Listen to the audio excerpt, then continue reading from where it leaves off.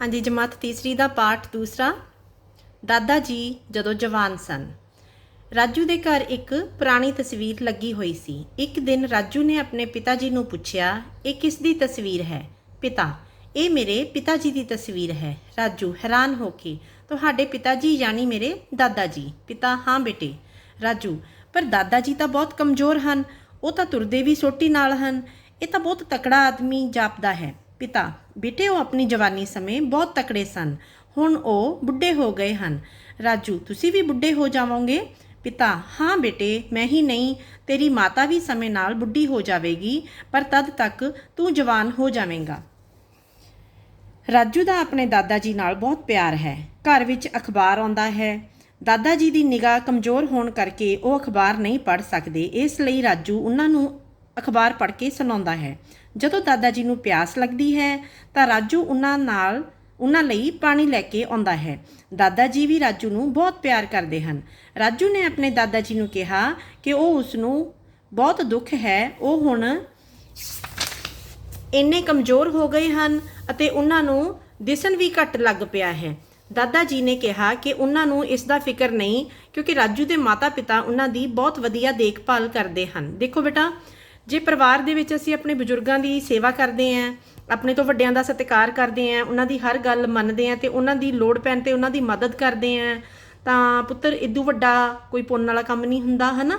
ਪੁੰਨ ਵੀ ਤੇ ਫਰਜ਼ ਵੀ ਬਣਦਾ ਹੈ। ਸਾਡੇ ਮਾਪਿਆਂ ਨੇ ਸਾਡਾ ਧਿਆਨ ਰੱਖਿਆ ਤੇ ਹੁਣ ਜਦੋਂ ਉਹਨਾਂ ਨੂੰ ਸਾਡੀ ਲੋੜ ਹੈ ਤਾਂ ਆਪਾਂ ਉਹਨਾਂ ਦੀ ਸਹਾਇਤਾ ਕਰਨੀ ਹੈ, ਉਹਨਾਂ ਦੀ ਸੇਵਾ ਕਰਨੀ ਹੈ। ਆਪਣੀ ਸਮਝ ਮੁਤਾਬਕ ਇਹਨਾਂ ਪ੍ਰਸ਼ਨਾਂ ਦੇ ਜਵਾਬ ਤੁਸੀਂ ਆਪ ਲਿਖੋਗੇ, ਆਪਣੇ ਘਰ ਦੇ ਮਾਹੌਲ ਮੁਤਾਬਕ, ਆਪਣੇ ਮਾਤਾ ਪਿਤਾ ਨਾਲ ਡਿਸਕਸ ਕਰਕੇ ਤੁਸੀਂ ਆਪਣੇ ਪਰਿਵਾਰ ਦੇ ਬਜ਼ੁਰਗਾਂ ਲਈ ਕੀ ਕਰਦੇ ਹੋ। ਜਿਹੜਾ ਵੀ ਬੱਚਾ ਆਪਣੇ ਘਰ ਵਿੱਚ ਆਪਣੇ ਵੱਡਿਆਂ ਲਈ ਜੋ ਵੀ ਕਰਦਾ ਹੈ, ਤੁਸੀਂ ਉਹਦੇ ਮੁਤਾਬਕ ਇੱਥੇ ਜਵਾਬ ਲਿਖਣਾ ਹੈ। ਪਰਿਵਾਰ ਦੇ ਬਜ਼ੁਰਗ ਤੁਹਾਡੇ ਲਈ ਕੀ ਕਰਦੇ ਹਨ? ਬਜ਼ੁਰਗਾਂ ਨੂੰ ਸਾਡੀ ਮਦਦ ਦੀ ਲੋੜ ਕਿਉਂ ਪੈਂਦੀ ਹੈ? ਹੁਣ ਇਸ ਪ੍ਰਸ਼ਨ ਦੇ ਉੱਤਰ ਵਿੱਚ ਕਿਸੇ ਨੇ ਇਹ ਨਹੀਂ ਕਹਿ ਦੇਣਾ ਵੀ ਦਾਦਾ ਜੀ ਤੁਸੀਂ ਤਾਂ ਮੇਰੇ ਲਈ ਕੁਝ ਨਹੀਂ ਕਰਦੇ। ਪੁੱਤ, ਜਿਹੜਾ ਉਹਨਾਂ ਨੇ ਸਾਡੇ ਲਈ ਕਮਾਈ ਕੀਤੀ ਹੈ, ਸਭ ਕੁਝ ਕੀਤਾ ਹੈ, ਉਹ ਉਹਨਾਂ ਨੇ ਸਾਡੇ ਲਈ ਹੀ ਕੀਤਾ ਹੈ। ਹੁਣ ਉਹ ਬਜ਼ੁਰਗ ਨੇ, ਜੋ ਕੁਝ ਅਸੀਂ ਅੱਜ ਹੈਗੇ ਆ ਉਹਨਾਂ ਦੀ ਬਦੌਲਤ ਹੈ। ਇਸ ਲਈ ਕਿਹਾ ਕਿ ਆਪਣੀ ਸਮਝ ਮੁਤਾਬਕ ਇਹਨਾਂ ਪ੍ਰਸ਼ਨਾਂ ਦੇ ਉੱਤਰ ਤੁਸੀਂ ਆਪਣੇ ਪੇਰੈਂਟਸ ਨਾਲ ਡਿਸਕਸ ਕਰਕੇ ਲਿਖਣੇ ਆ। ਕਿਸੇ ਨੂੰ ਨਾ ਪਤਾ ਲੱਗਿਆ ਮੈਂ ਦੱਸੂਗੀ ਜਿੱਦਣ ਐਕਸਰਸਾਈਜ਼ ਆਪਾਂ ਕਰਾਂਗੇ। ਅੱਜ ਆਪਾਂ ਪਾਠ ਪੜ੍ਹਦੇ ਆਂ ਅੱਗੇ।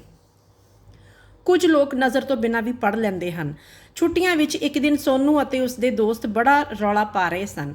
ਉਸਦੇ ਚਾਚੇ ਨੇ ਆ ਕੇ ਪੁੱਛਿਆ ਕਿ ਤੁਸੀਂ ਕਿਸ ਗੱਲ ਤੇ ਇੰਨਾ ਸ਼ੋਰ ਕਰ ਰਹੇ ਹੋ? ਸੋਨੂ, ਚਾਚਾ ਜੀ ਅੱਜ ਮਨੋਜ ਬੜੀ ਗੱਪ ਮਾਰੀ ਜਾਂਦਾ ਹੈ। ਚਾਚਾ, ਕੀ ਗੱਪ ਮਾਰ ਰਿਹਾ ਹੈ? ਸੋਨੂ, ਇਹ ਕਹਿੰਦਾ ਹੈ ਇੱਕ ਮੁੰਡੇ ਨੂੰ ਅੱਖਾਂ ਤੋਂ ਬਿਲਕੁਲ ਨਹੀਂ ਦਿਸਦਾ, ਉਹ ਫਿਰ ਵੀ ਕਿਤਾਬਾਂ ਪੜ੍ਹ ਲੈਂਦਾ ਹੈ, ਇੰਜ ਕਿਵੇਂ ਹੋ ਸਕਦਾ ਹੈ? ਸੋਨੂ ਦਾ ਦੋਸਤ, ਚਾਚਾ ਜੀ ਅਸੀਂ ਇਸ ਨੂੰ ਕਿਹਾ ਕਿ ਅਸੀਂ ਇਸ ਦੀਆਂ ਅੱਖਾਂ ਉੱਤੇ ਪੱਟੀ ਬੰਨ੍ਹ ਦਿੰਦੇ ਹਾਂ, ਫਿਰ ਇਹ ਪੜ੍ਹ ਕੇ ਦਿਖਾਵੇ। ਚਾਚਾ, ਹਾਂ ਬਈ ਮਨੋਜ, ਕੌਣ ਪੜ੍ਹਦਾ ਹੈ ਇੰਜ, ਤੈਨੂੰ ਕਿਸ ਨੇ ਦੱਸਿਆ ਹੈ? ਮਨੋਜ, ਜੀ ਮੈਂ ਛੁੱਟੀਆਂ ਵਿੱਚ ਆਪਣੀ ਭੂਆ ਕੋਲ ਗਿਆ ਸੀ, ਉਹਨਾਂ ਦੇ ਗੁਆਂਢ ਵਿੱਚ ਇੱਕ ਲੜਕਾ ਸੀ, ਉਸ ਨੂੰ ਦਿਸਦਾ ਨਹੀਂ ਸੀ ਪਰ ਉਹ ਕਿਤਾਬ ਪੜ੍ਹ ਲੈਂਦਾ ਸੀ। ਚਾਚਾ, ਕੀ ਉਸ ਦੀਆਂ ਕਿਤਾਬਾਂ ਤੁਹਾਡੀਆਂ ਕਿਤਾਬਾਂ ਵਰਗੀਆਂ ਸਨ? ਮਨੋਜ, ਨਹੀਂ ਜੀ, ਉਸ ਦੀਆਂ ਕਿਤਾਬਾਂ ਬਹੁਤ ਵੱਡੇ ਆਕਾਰ ਦੀਆਂ ਸਨ, ਉਹਨਾਂ ਦੇ ਪੰਨਿਆਂ ਉੱਤੇ ਬਿੰਦੀਆਂ ਜਿਹੀਆਂ ਉੱਭਰੀਆਂ ਹੋਈਆਂ ਸਨ। ਚਾਚਾ, ਹਾਂ ਬੱਚਿਓ, ਮਨੋਜ ਠੀਕ ਕਹਿ ਰਿਹਾ ਹੈ। ਜੋ ਵਿਅਕਤੀ ਵੇਖ ਨਹੀਂ ਸਕਦੇ ਉਹ ਵੀ ਪੜ੍ਹ ਸਕਦੇ ਹਨ, ਪਰ ਉਹਨਾਂ ਦੇ ਪੜ੍ਹਨ ਲਈ ਵਿਸ਼ੇਸ਼ ਪੁਸਤਕਾਂ ਹੁੰਦੀਆਂ ਹਨ। ਬੱਚੇ, ਇਹਨਾਂ ਪੁਸਤਕਾਂ ਦੇ ਅੱਖਰ ਉਹਨਾਂ ਨੂੰ ਕਿਵੇਂ ਦਿਖ ਜਾਂਦੇ ਹਨ? ਚਾਚਾ, ਉਹਨਾਂ ਨੂੰ ਅੱਖਰ ਦਿਸਦੇ ਨਹੀਂ, ਬਲਕਿ ਉਹ ਉੱਭਰੇ ਹੋਏ ਅੱਖਰਾਂ ਨੂੰ ਉਂਗਲਾਂ ਦੇ ਪੋਟਿਆਂ ਨਾਲ ਛੂਹ ਕੇ ਮਹਿਸੂਸ ਕਰਦੇ ਹਨ। ਕਿਰਿਆ ਨੰਬਰ 1, ਇੱਕ ਬੱਚੇ ਦੀਆਂ ਅੱਖਾਂ ਉੱਤੇ ਪੱਟੀ ਬੰਨ੍ਹ ਦਿਓ। ਵੱਖ-ਵੱਖ ਬੱਚੇ ਉਸ ਕੋਲ ਜਾਣ ਤੇ ਉਸ ਨੂੰ ਛੂਹ ਕੇ ਉਸ ਨੂੰ ਪਛਾਣਨ ਦੀ ਕੋਸ਼ਿਸ਼ ਕਰੇ। ਉਹ ਬਹੁਤ ਸਾਰੇ ਬੱਚਿਆਂ ਨੂੰ ਪਛਾਣ ਲਵੇਗਾ। ਅਜਿਹਾ ਕਰਦੇ ਸਮੇਂ ਕੁਝ ਬੱਚਿਆਂ ਦਾ ਹਾਸਾ ਨਿਕਲ ਜਾਵੇਗਾ ਜਾਂ ਉਹ ਕੁਝ ਬੋਲ ਪੈਣਗੇ, ਉਹ ਜਲਦੀ ਪਛਾਣੇ ਜਾਣਗੇ। ਇਹ ਐਕਟੀਵਿਟੀ ਅਸੀਂ ਕਲਾਸ ਵਿੱਚ ਕਰਨੀ ਸੀ, ਸੌਰੀ ਆਪਾਂ ਕਰ ਨਹੀਂ ਪਾ ਰਹੇ, ਕੋਈ ਗੱਲ ਨਹੀਂ ਬੇਟਾ।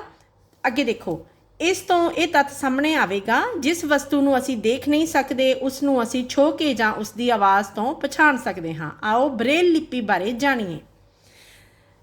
ਬੱਚਿਓ, ਲੂਈ ਬ੍ਰੇਲ ਨਾਂ ਦਾ ਇੱਕ ਲੜਕਾ ਸੀ। ਉਸ ਦੀ ਅੱਖ ਵਿੱਚ ਕੋਈ ਤਿੱਖੀ ਚੀਜ਼ ਵੱਜ ਗਈ, ਜਿਸ ਨਾਲ ਉਸ ਦੀਆਂ ਅੱਖਾਂ ਦੀ ਨਿਗਾਹ ਖਤਮ ਹੋ ਗਈ, ਪਰ ਉਸ ਨੂੰ ਪੜ੍ਹਨ ਦਾ ਬੜਾ ਸ਼ੌਂਕ ਸੀ। ਉਸ ਨੇ ਸੋਚਿਆ ਕਿ ਜਦੋਂ ਹੋਰ ਵਸਤਾਂ ਛੋਹ ਕੇ ਪਛਾਣ ਸਕਦਾ ਹੈ ਤਾਂ ਅੱਖਰਾਂ ਨੂੰ ਕਿਉਂ ਨਹੀਂ। ਸੋ ਉਸਨੇ ਮੋਟੇ ਕਾਗਜ਼ ਉੱਤੇ ਸੂਆ ਖਬੋ ਕੇ ਹਰ ਅੱਖਰ ਲਈ ਵੱਖ-ਵੱਖ ਆਕ੍ਰਿਤੀਆਂ ਬਣਾਈਆਂ। ਇਹਨਾਂ ਉੱਭਰੀਆਂ ਹੋਈਆਂ ਬਿੰਦੀਆਂ ਉੱਪਰ ਉਂਗਲਾਂ ਦੇ ਪੋਟੇ ਫੇਰ ਕੇ ਉਹਨਾਂ ਨੂੰ ਮਹਿਸੂਸ ਕੀਤਾ ਜਾ ਸਕਦਾ ਹੈ। ਥੋੜ੍ਹੇ ਜਿਹੇ ਅਭਿਆਸ ਨਾਲ ਅੱਖਰਾਂ ਦੀ ਪਛਾਣ ਆਉਣ ਲੱਗ ਜਾਂਦੀ ਹੈ ਅਤੇ ਇਹਨਾਂ ਕਿਤਾਬਾਂ ਨੂੰ ਪੜ੍ਹਿਆ ਜਾ ਸਕਦਾ ਹੈ। ਇਸ ਤਰ੍ਹਾਂ ਛੂਹ ਕੇ ਪੜ੍ਹੀ ਜਾਣ ਵਾਲੀ ਲਿਪੀ ਨੂੰ ਬ੍ਰੇਲ ਲਿਪੀ ਕਿਹਾ ਜਾਂਦਾ ਹੈ। ਮੋਸਟਲੀ ਸਲਾਈਡ ਦੇ ਵਿੱਚ ਇਹ ਪ੍ਰਸ਼ਨ ਦਾ ਹੀ ਉੱਤਰ ਆਉਂਦਾ ਹੁੰਦਾ ਹੈ।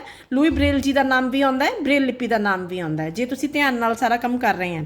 ਇਸ ਤਰ੍ਹਾਂ ਦੀ ਬ੍ਰੇਲ ਲਿਪੀ ਹੁੰਦੀ ਹੈ ਪੁੱਤ। ਇਹ ਲੈਂਗੁਏਜ ਦਾ ਮਤਲਬ ਇਹਨੂੰ ਆਪਾਂ ਪੜ੍ਹ ਸਕਦੇ ਹਾਂ। ਅੱਗੇ ਜੀ, ਛੂ ਕੇ ਪੜ੍ਹੀ ਜਾਣ ਵਾਲੀ ਲਿਪੀ ਨੂੰ ਕੀ ਕਹਿੰਦੇ ਹਨ? ਹੁਣੇ ਗੱਲ ਕੀਤੀ ਹੈ ਪੁੱਤਰ ਆਪਾਂ, ਬ੍ਰੇਲ ਲਿਪੀ ਕਹਿੰਦੇ ਹਨ। ਬ੍ਰੇਲ ਲਿਪੀ ਕਿਸ ਨੇ ਤਿਆਰ ਕੀਤੀ? ਲੂਈ ਬ੍ਰੇਲ ਜੀ ਨੇ ਤਿਆਰ ਕੀਤੀ। ਰਾਜੂ ਜਗਜੀਤ ਦਾ ਦੋਸਤ ਬਣਿਆ।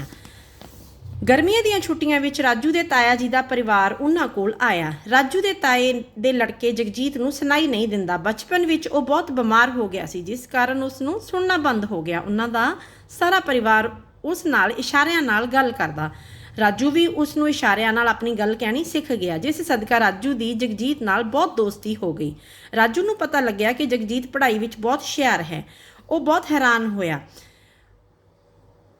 ਉਸ ਨੇ ਆਪਣੇ ਤਾਇਆ ਜੀ ਨੂੰ ਪੁੱਛਿਆ ਕਿ ਜਗਜੀਤ ਨੂੰ ਸੁਣਦਾ ਨਹੀਂ, ਫਿਰ ਉਹ ਆਪਣੇ ਅਧਿਆਪਕ ਦੀਆਂ ਗੱਲਾਂ ਕਿਸ ਤਰ੍ਹਾਂ ਸਮਝਦਾ ਹੈ। ਤਾਇਆ ਜੀ ਨੇ ਦੱਸਿਆ ਕਿ ਸ਼ਹਿਰਾਂ ਵਿੱਚ ਇਸ ਤਰ੍ਹਾਂ ਦੇ ਬੱਚਿਆਂ ਲਈ ਵਿਸ਼ੇਸ਼ ਸਕੂਲ ਹੁੰਦੇ ਹਨ, ਜਿੱਥੇ ਇਸ਼ਾਰਿਆਂ ਦੀ ਭਾਸ਼ਾ ਨਾਲ ਪੜ੍ਹਾਇਆ ਜਾਂਦਾ ਹੈ। ਕਿਰਿਆ ਨੰਬਰ 2, ਅਸੀਂ ਆਪਣੇ ਸੁਨੇਹੇ ਹੋਰਨਾਂ ਤੱਕ ਬੋਲੇ ਬਗੈਰ ਇਸ਼ਾਰਿਆਂ ਰਾਹੀਂ ਪਹੁੰਚਾ ਸਕਦੇ ਹਾਂ। ਹੇਠਾਂ ਦਿੱਤੇ ਚਿੱਤਰਾਂ ਵਿੱਚ ਕੁਝ ਕਿਹਾ ਜਾ ਰਿਹਾ ਹੈ, ਪਹਿਚਾਣੋ ਅਤੇ ਲਿਖੋ। ਹਾਂਜੀ ਬੇਟਾ, ਜਿਵੇਂ ਇਹ ਸਾਇੰਸ ਨੇ, ਇਹਦਾ ਮਤਲਬ ਕੀ ਹੈ ਨਾ? ਰੁਕ ਜਾਓ। ਇਸ ਦਾ ਮਤਲਬ ਕੀ ਹੈ? ਚੁੱਪ ਹੋ ਜਾਓ।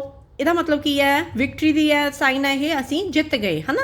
ਆਪਾਂ ਨੂੰ ਪਤਾ ਲੱਗ ਗਿਆ ਕਿਉਂਕਿ ਸਾਨੂੰ ਇਹ ਸਾਈਨ ਅਸੀਂ ਸਿੱਖ ਚੁੱਕੇ ਹਾਂ, ਅਸੀਂ ਇਹਦੇ 'ਚ ਪਰਫੈਕਟ ਹੋ ਚੁੱਕੇ ਹਾਂ। ਇਸੇ ਤਰ੍ਹਾਂ ਜੇ ਅਸੀਂ ਸਾਰਾ ਕੁਝ ਸਿੱਖਾਂਗੇ ਤਾਂ ਸਾਨੂੰ ਪਤਾ ਲੱਗ ਜੂਗਾ ਇਸ਼ਾਰਿਆਂ ਦਾ, ਹੈ ਨਾ? ਅੱਗੇ ਦੇਖੋ ਬੇਟਾ, ਕਿਰਿਆ ਨੰਬਰ 3, ਬੱਚਿਓ ਜੇਕਰ ਤੁਸੀਂ ਹੇਠ ਲਿਖੇ ਕੰਮ ਕਹਿਣੇ ਹੋਣ ਤਾਂ ਇਸ਼ਾਰਿਆਂ ਨਾਲ ਕਿਵੇਂ ਸਮਝਾਓਗੇ? ਹੁਣ ਇਹ ਐਕਟੀਵਿਟੀਜ਼ ਤੁਸੀਂ ਕਰਕੇ ਦੇਖਣੀਆਂ ਤੇ ਕਰਦਿਆਂ ਦੀ ਮੈਨੂੰ ਆਪਣੀ ਵੀਡੀਓ ਬਣਾ ਕੇ ਭੇਜਿਓ। ਮੈਂ ਪਾਣੀ ਪੀਣਾ ਚਾਹੁੰਦਾ ਹਾਂ। ਮੈਂ ਕੁਝ ਖਾਣਾ ਚਾਹੁੰਦਾ ਹਾਂ। ਚਲੇ ਜਾਓ, ਖੜੇ ਹੋ ਜਾਓ, ਇੱਧਰ ਆਓ। ਤੁਸੀਂ ਇਸ ਤਰ੍ਹਾਂ ਇਸ਼ਾਰਾ ਕਰਕੇ ਦੇਖਿਓ ਆਪਦੇ ਭੈਣ ਭਰਾ ਨਾਲ ਕਿ ਕੀ ਉਹ ਸਮਝ ਪਾਉਂਦਾ। ਜੇ ਉਹ ਸਮਝ ਪਾਉਂਦਾ ਤਾਂ ਡੈਟ ਮੀਨਸ ਤੁਸੀਂ ਸਹੀ ਕਰ ਰਹੇ ਆ। ਟਰਾਈ ਜ਼ਰੂਰ ਕਰਿਓ, ਵੀਡੀਓ ਬਣਾ ਕੇ ਮੈਨੂੰ ਸੈਂਡ ਕਰਿਓ। ਓਕੇ ਬੇਟਾ। ਅੱਗੇ ਯਾਦ ਰੱਖਣ ਯੋਗ ਗੱਲਾਂ। ਬੁਢਾਪੇ ਵਿੱਚ ਸਰੀਰ ਕਮਜ਼ੋਰ ਹੋ ਜਾਂਦਾ ਹੈ। ਬ੍ਰੇਲ ਲਿਪੀ ਨੂੰ ਹੱਥਾਂ ਨਾਲ ਛੂ ਕੇ ਪੜ੍ਹਿਆ ਜਾਂਦਾ ਹੈ। ਸਾਨੂੰ ਬਜ਼ੁਰਗਾਂ ਦੀ ਦੇਖਭਾਲ ਕਰਨੀ ਚਾਹੀਦੀ ਹੈ। ਸਭ ਤੋਂ ਮੋਸਟ ਇੰਪੋਰਟੈਂਟ ਚੀਜ਼ ਹੈ ਇਹ।